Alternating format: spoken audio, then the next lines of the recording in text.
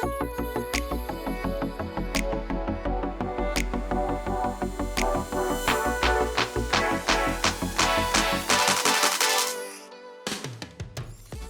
Future Construct podcast episode is supported by Applied Software. Applied Software is on a mission to transform industry by empowering their clients and championing innovation with real-world expert consultants.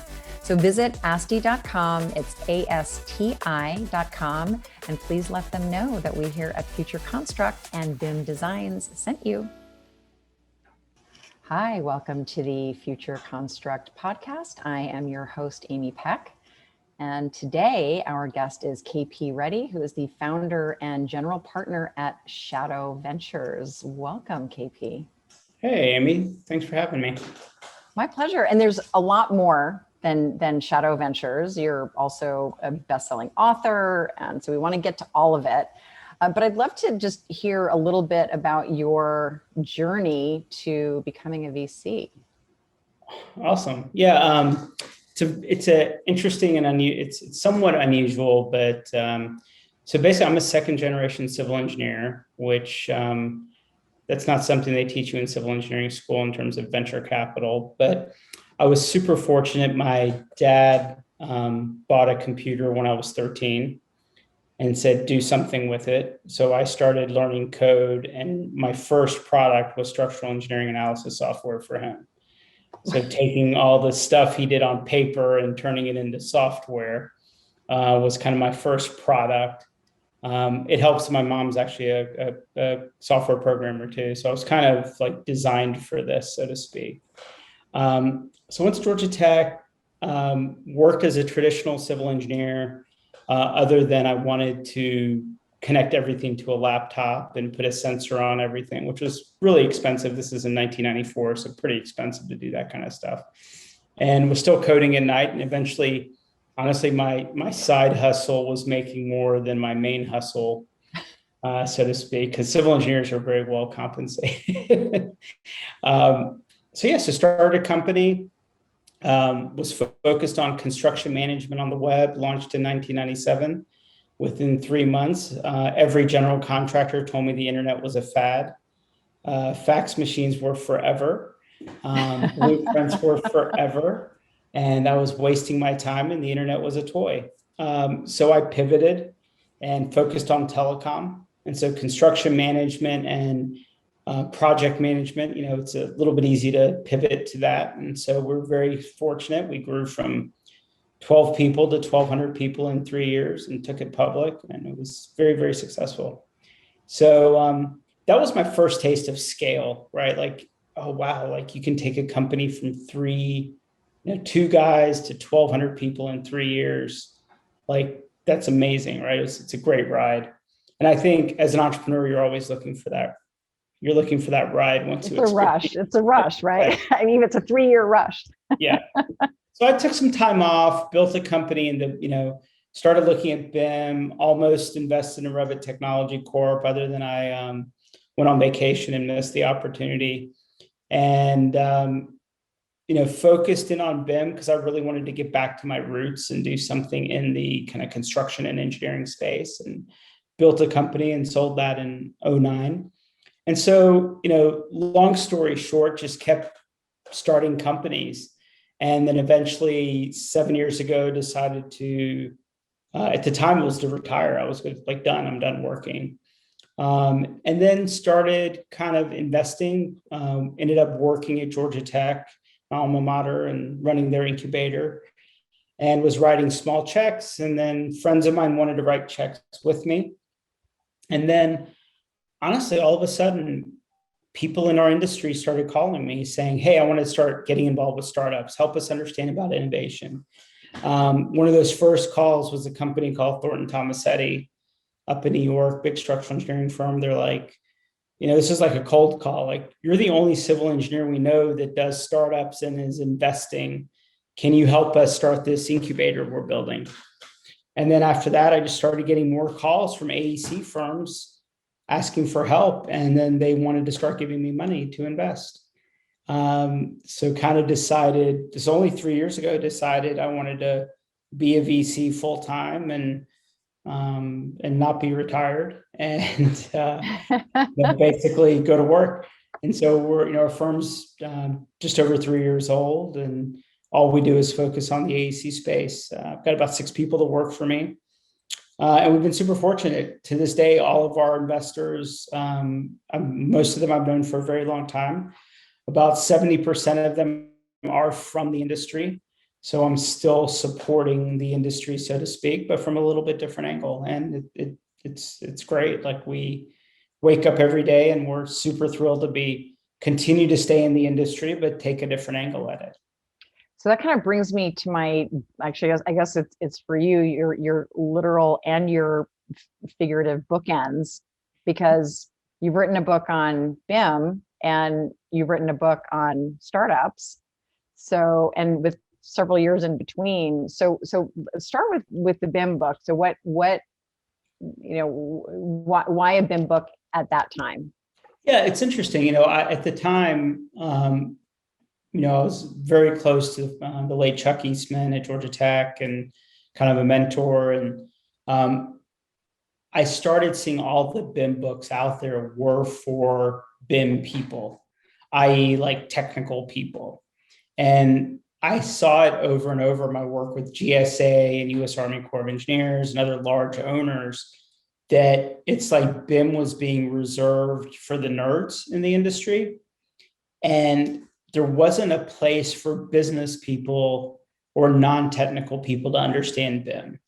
And so my book was highly focused at owners and developers and what they needed to understand, how they needed to educate themselves. So, I figured there was plenty of tips and tricks around BIM and parametric this and, all that stuff. But what was the opportunity for a business person to understand BIM? So that's why my book is very focused on that. There are no tips and tricks. You gave them the decoder ring, I guess. And then, so what prompted what you know about startups is wrong? Because I think you're right in that as well. And I agree with the stance of the book, but I'd love for you to share the motivation behind it. Yeah. So the motivation was my dad passed away when I was 15. So I always kind of live with that in my head, right? And my boys, who are now 20 and 18 now, when I wrote the book 7 years ago or 6 years ago now, when I started actually writing it, it was really meant to be kind of a journal for them, like lessons I learned. Because one thing is, I haven't had like a W-2 job since my engineering job. Like, I haven't had like a job for a long time. It's funny, I've never had a resume, right? It's like weird things about, and my kids growing up around that, it was always weird to them. Like, what does your dad do for a living? Like, they didn't know what to say, right? It was always like, well, we're not sure. And, it was hard for them a lot of times, me being gone all the time. And what does dad do? And ebbs and flows of income and all those things. And so I really started writing it as kind of a journal for them when they got older, to see, like, your dad might have been a little bit crazy, but there was actually, here's the background of the crazy that you saw. And so I showed it to a friend of mine, dear friend of mine that I help with, diversity and inclusion initiative. She's in PR, she's a dear friend. And I was like, hey, like, take a look at this, like, being a little bit vulnerable. I was like, take a look at this. She's like, oh my gosh, you've got to turn this into a book. I was like, are you kidding me? I'm not putting this out there. This is for my kids. I'm not going to like share this with people. And she finally convinced me, and it started, for me, it was at that time that I was like writing it, the startup hustle, right? All the memes, all the Instagram posts about startup hustle and this and that. It was like getting really, really big. Everybody wanted to be an entrepreneur. Everybody thought the world was Shark Tank, and I really started, I don't know if it was an actual thing or I just saw the pattern, like, oh my God, people need this book.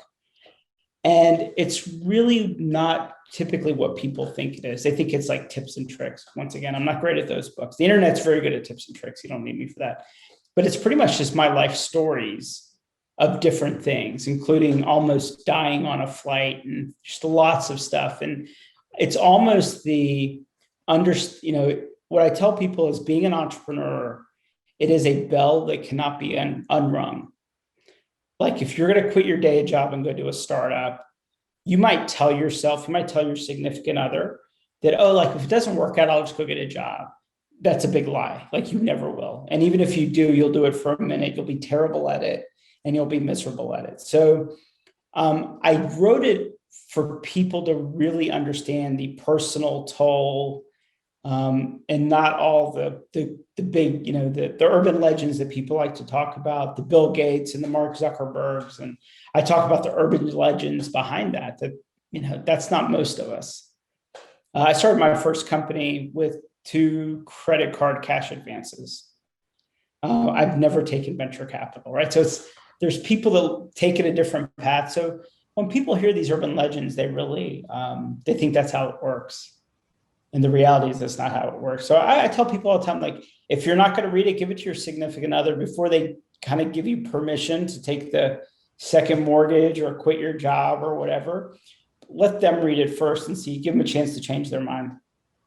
Yeah, I think that's great advice. And it's true. It's sort of like, it's the Instagram world of startups where you just see all the high notes, but you don't realize kind of the shrapnel that goes with really building a company. And I think, your story is remarkable in that you built that company, I mean, very, very quickly from, what was it, 3 to 1,200. So I think that's a great perspective. And I love the fact that it was from your own kind of personal perspective and from your journey, because I think we all blink and we look at, I too have 2 big hairy man children, 18 and 20, actually 19 and 20 now. And, I look at them and I think, wow, like I did, you miss certain times, right? And it's a trade-off, right? But now hopefully they look to you and they think, wow, this is what he did. And this is a series of accomplishments that I can aspire to. Yeah. I think my youngest one, I may have missed 8 birthdays in a row. Oh no. Has he or she forgiven you yet? Yeah, he actually jokes around now, like, oh, wow, it's weird to have you around for my birthday. It's very weird, Dad. Well, but it's good though. It's good. It's good. They eventually, I feel they eventually come back and they appreciate all the efforts and sacrifices their parents made, hopefully. This episode of the Future Construct podcast is supported by the amazing team at Applied Software. They have solutions for any modern project. Applied Software is on a mission to transform industry by empowering their clients and being the champions of innovation with their real-world expert consultants. They have a comprehensive suite of solutions for AEC, MEP, and manufacturing, and they have a singular focus to help you achieve higher performance. They have software, training, support, consulting, and custom development. Applied Software has you absolutely covered for all of your workflow needs. And BIM Designs is proud to be a client and partner of Applied Software. So visit ASTI.com, that is ASTI.com, and please let them know that Future Construct and BIM Designs sent you. So I'd love to talk about your portfolio and sort of your investment ethos and what excites you in some of the companies and maybe share some of the successes of your portfolio companies would be great. Yeah, I would love to. I mean, I think our investment ethos is very focused to the technical founder. We love technical founders. Some of it's my own roots. Our CTO, we've worked together for the last 12 years on various things. And he's very, very, he's very good and very accomplished. And one of his first companies he worked at was Constructware while he was still in college, right? So he's kind of grown up similarly in the space. And, we really are looking for highly transformative technology. Not another Revit plugin, not another whatever, right? We want something that will disrupt not a market or a process, but also the technology, that is highly disruptive technology. And so a lot of times we get things that are, oh, great, you built a form. That's cute, but that's not that transformative. And so we're always seeking for that. That's the stuff that we get excited about. And so like one of our portfolio companies, Icon 3D, does 3D printed houses.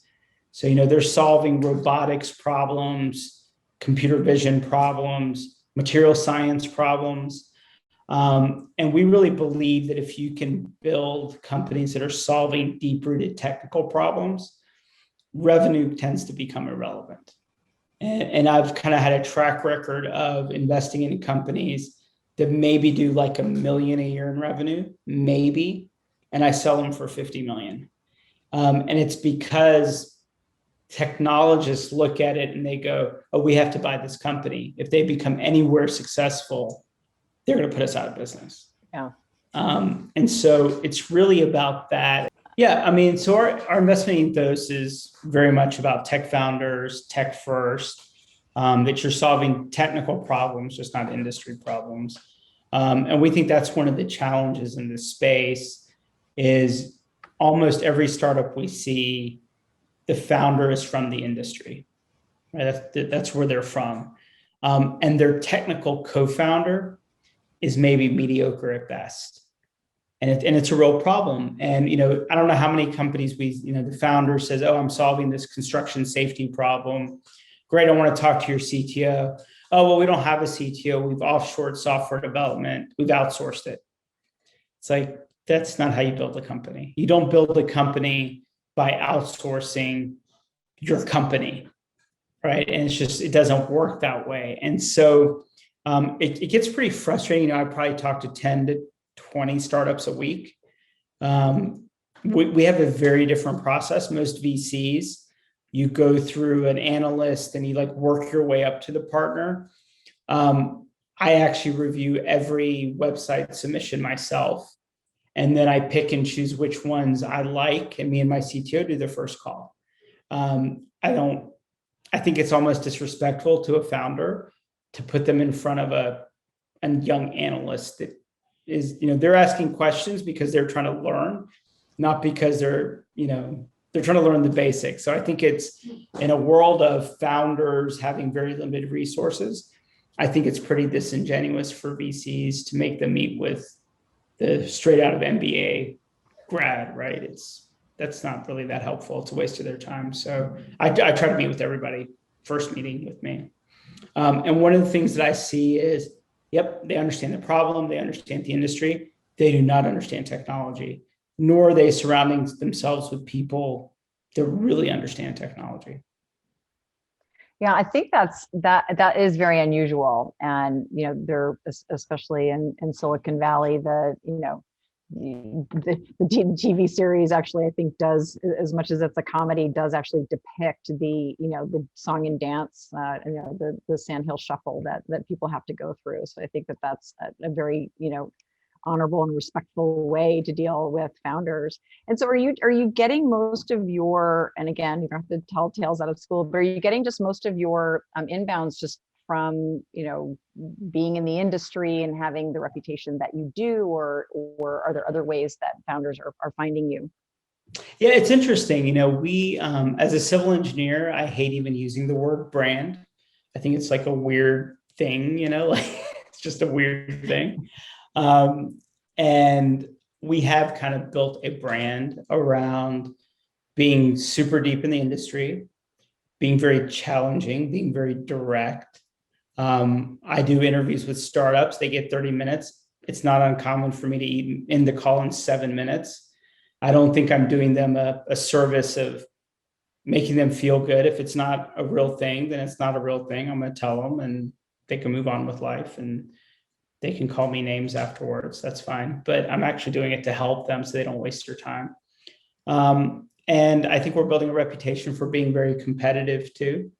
We like to win. And if we invest in a company, we put our full energy behind them. And we put our full energy around destroying their competitors too. So it's not like, we don't mess around with that stuff. We are very much, you're on our side of the table or you're an enemy. And I think it comes through our portfolio companies are just like, wow, like you guys. And so we're just very focused that way. And I think that drives inbound. We also, because I've been at it for a long time, a lot of my relationships are with a lot of the larger old school VCs, the mainstream VCs, the Sequoias and NEA and Insights and Khosla and all these folks. And I get a lot of referrals from them because we play pre-seed and seed, right? We've brought in companies into our incubator that didn't even have a name yet. We help name them. So there's no such thing as too early in our book. And because of that, a lot of the mainstream VCs, they run into startups because of their brand. Like everybody wants to meet with Andreessen Horowitz. So we get a ton of referrals from them. And they'll say like, hey, you guys are too early. You need so much more help than money. You need people that understand the industry and that can make it happen. You should go talk to KP. And so we get a lot of inbound from upstream VCs. And I think part of it too is our LPs are tremendous. And our extended network is tremendous. People ask me like, why are we called Shadow Ventures? And it's like, you kind of don't know everyone that's behind us, but they are very powerful and very influential, and they don't like to lose either. They picked our team because they know that I am aggressive about pursuing winning, So I think that's what drives a lot of inbound. I had one guy call me the other day, email me. He's like, every VC I've talked to recommended I talk to you. That's a great thing. Yeah. Unfortunately, his startup was not a good idea, but. Oh, yeah. Maybe he'll come back in 2 or 3 years with a new one. Yeah. So are you seeing any particular trends in the industry? And I find that AEC is interesting in that you have, this sort of faction that even I think you mentioned that you said, the internet is never going to be a thing. And there's this sort of arcane systems that, people are clinging to. But then there's another side where there's some really incredible new technologies coming out and actually, being embraced. And so where are you seeing the sort of next trends, and where should, I don't know, if I'm a huge commercial builder, where should I be looking for, this kind of next level technology? Yeah, I think one of the things that it's pretty interesting. I wrote a BIM book, and therefore we get a lot of BIM deals, right? And I have to remind people, the BIM market is tiny. It is a niche of a niche of a niche market. And there is no addressable market there that is venture fundable, unless you are ready to destroy Autodesk. And I'm game for that too, right? So if you're willing to step up and say Revit is terrible, it's a disservice to the entire industry, it has held the entire industry back for the last 5 years in terms of innovation, let's go destroy Revit. We'd be thrilled to go beyond that, beyond that team. But outside of that, everyone's hanging features off of a product that's not theirs. And so what we really have been seeing, like where things are starting to shift and people are starting to think about it. I was talking to some of our investors, and they joke around that they have a whole group that meets up and they call it AA, and it's Autodesk Anonymous. And they're like, we are actively having monthly calls to get out of our relationship with Autodesk, to move off of Revit, to do something different. And we're done with them.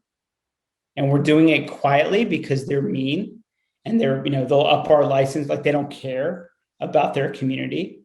And I'm sure you've probably seen the open letter to Autodesk, and then Andrew responded, and it's all cute. But I think the big trend now we are seeing is we don't want to play ball with the incumbent software companies. And it's whether it's Autodesk, Bentley, on the property management side, you have the Real Pages and Yardies. Like every segment of our industry has the incumbent software company that's just absolutely doing a disservice to the industry.